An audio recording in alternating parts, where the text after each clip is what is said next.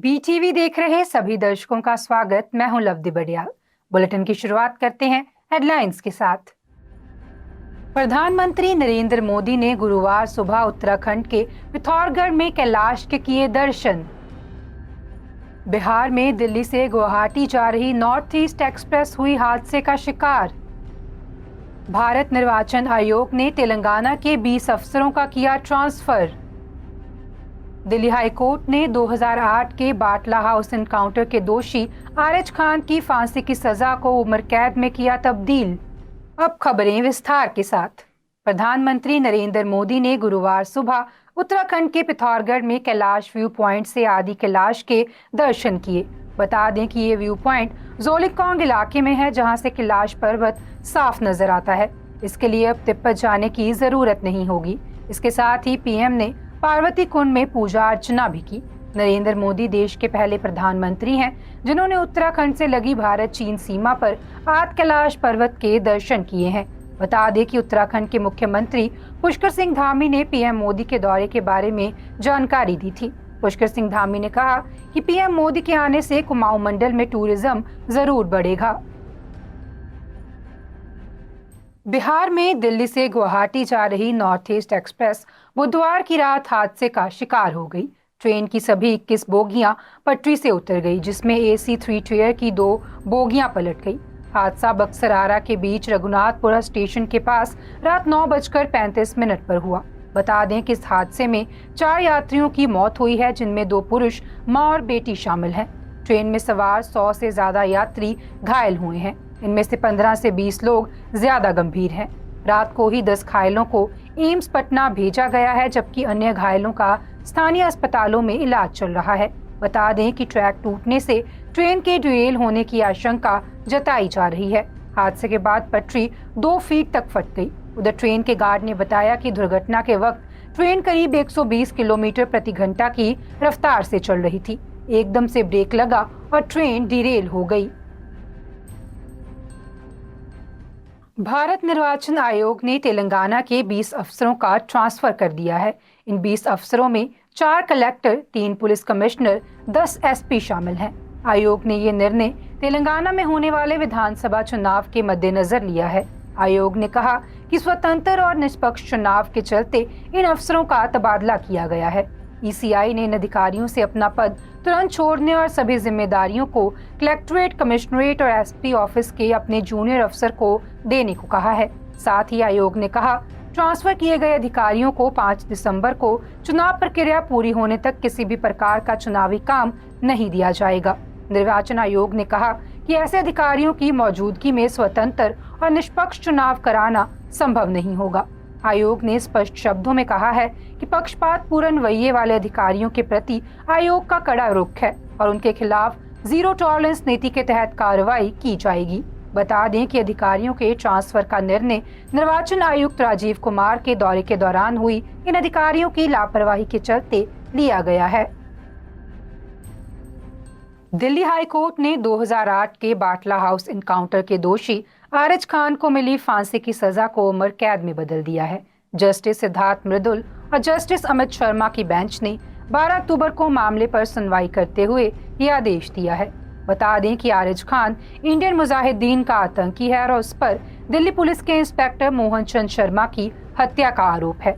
दिल्ली की साकेत कोर्ट ने इस मामले में आरिज खान को 8 मार्च को दोषी करार दिया था। अदालत ने 14 मार्च 2021 को आरिज को फांसी की सजा सुनाई थी। तब कोर्ट ने कहा था कि ये crime rarest of rare category का है। आरिज ने कोर्ट के इस फैसले पर दिल्ली हाई कोर्ट में चुनौती दी थी। बता दें कि दिल्ली के बाटला हाउस में 19 सितंबर 2008 की सुबह एनकाउंटर हुआ था। उससे ठीक एक हफ्ता पहले 13 सितंबर 2008 को दिल्ली में 5 जगहों पर ब्लास्ट हुए थे।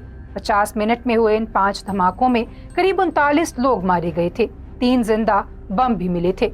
दिल्ली पुलिस की स्पेशल सेल धमाकों की जांच कर रही थी, तब वह बाटला हाउस में L18 नंबर की इमारत की 3री मंजिल पर पहुंच गई थी। वहां इंडियन मुजाहिदीन के संदिग्ध आतंकियों से मुठभेड़ हुई।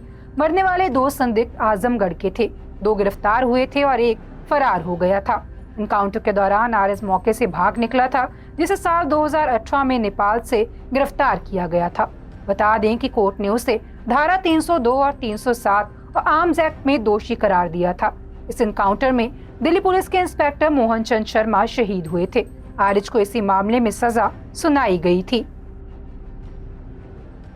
भारत और चीन के बीच 9 और 10 अक्टूबर को कोर कमांडर लेवल की 20वें दौर की बातचीत हुई। ये मीटिंग लद्दाख सेक्टर के चुशुल मोल्दो के पास हुई। बता दें कि बुधवार को भारत के विदेश मंत्रालय ने इस बैठक की जानकारी दी।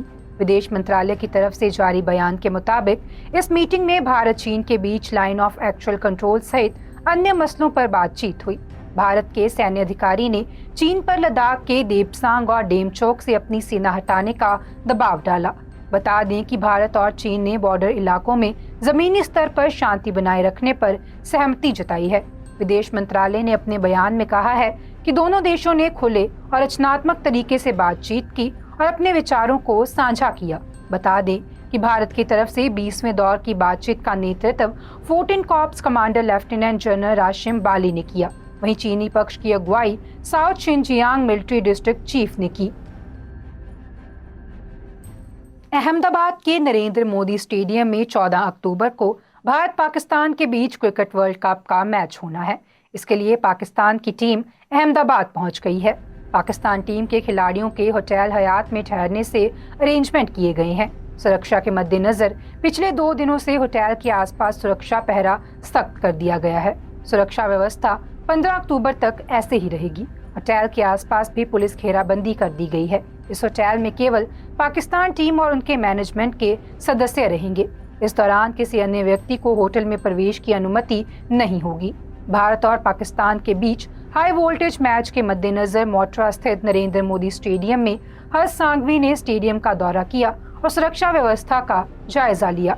इस दौरान उन्होंने राज्य पुलिस प्रमुख विकास सहाय, पुलिस आयुक्त GS मलिक समेत ATS क्राइम ब्रांच और IB अधिकारी के साथ सुरक्षा व्यवस्था पर चर्चा की।